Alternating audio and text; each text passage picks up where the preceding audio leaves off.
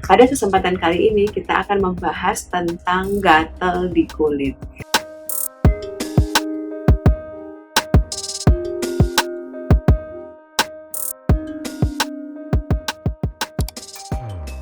Hai semua, bertemu lagi bersama saya Dr. Sarifah dari Klinik Pasadena. Pada kesempatan kali ini kita akan membahas tentang gatal di kulit atau dikenal dengan pruritus. Gatal di kulit adalah sensasi yang mengganggu di kulit sehingga menyebabkan kita ingin menggaruk. Ada beberapa faktor yang menyebabkan gatal di kulit ini. Yang pertama adalah faktor usia. Biasanya kulit seiring dengan perjalannya usia akan menjadi cenderung lebih kering sehingga menyebabkan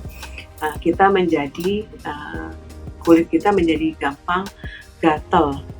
Kemudian yang kedua adalah ada kondisi penyakit-penyakit kronik tertentu, misalnya seperti gangguan ginjal kronik ataupun diabetes. Kemudian ada kondisi-kondisi iritasi pada kulit, misalnya ada zat-zat kimia tertentu, kemudian ada penyakit alergi bawaan, dan ada juga penyakit-penyakit kejiwaan yang menyebabkan gatal tanpa diketahui sebabnya. Gangguan gatal ini biasanya bisa dihilangkan dengan cara-cara alami, biasanya dengan kompres kulit, kemudian melembabkan kulit, ataupun dengan olesan-olesan minyak-minyak tertentu yang dijual bebas di pasaran. Namun apabila gatal berlangsung lama di atas 8 minggu atau di atas 12 minggu, itu biasanya indikasi kita harus ke dokter karena ini merupakan gatal yang mungkin khusus ya.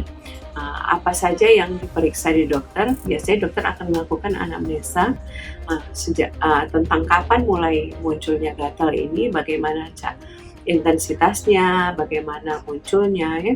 Biasanya nanti dokter akan juga melihat apakah ada penyakit-penyakit yang menyertai gatal ini. Biasanya ada penyakit-penyakit kulit seperti skabies, kemudian eksim, psoriasis yang menyebabkan gatal pada kulit. Jadi dokter akan menginspeksi daerah-daerah kulit kita yang mengalami gatal, nanti akan terlihat. Apabila ada ruam pada kulit, kemudian harus diobati ruam-ruam pada kulit itu. Biasanya misalnya pada psoriasis, eksim, dan skabies itu sudah ada obat-obat yang standar diberikan untuk penyakit tersebut. Namun apabila hal itu tidak ditemukan, maka mungkin dokter akan melakukan pemeriksaan tertentu. Biasanya dilakukan pemeriksaan darah untuk melihat apakah ada peningkatan kadar gula darah, apakah fungsi ginjalnya baik atau tidak. Karena penyakit-penyakit ini akan membuat kita mengalami gatal karena ada penumpukan racun-racun di pembuluh darah yang mengakibatkan gatal di kulit. Selanjutnya, apabila sudah terdeteksi seperti ini, ditangani berdasarkan penyakit asalnya. Apabila belum ketahuan juga, biasanya membutuhkan pemeriksaan lebih lanjut sampai pemeriksaan ronsen dada.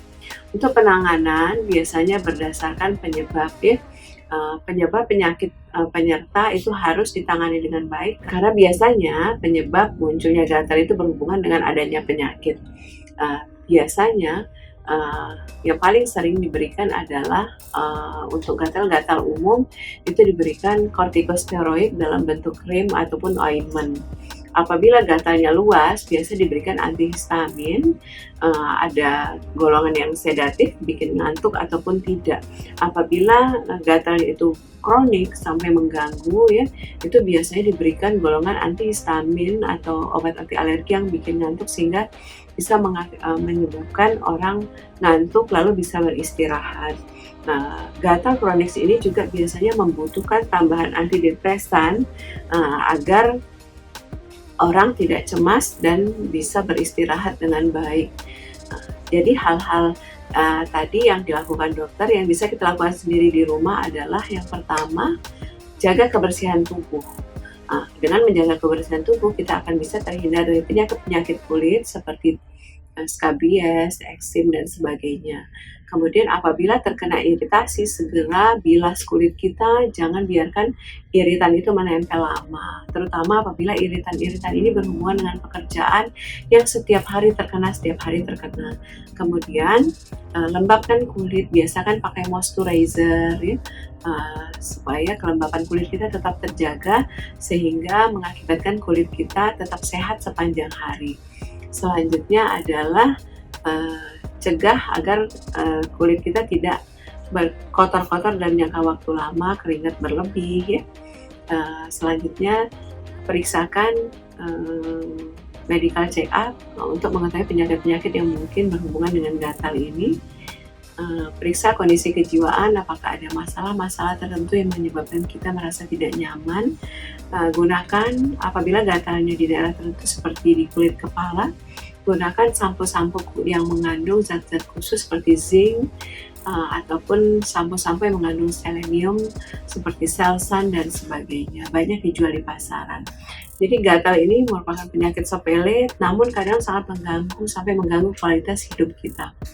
Kenali gatal ini, apabila sudah tidak bisa ditreatment sendiri oleh kita dengan cara-cara alami, silahkan hubungi dokter terdekat Anda. Demikianlah informasi tentang gatal ini, semoga informasinya membantu.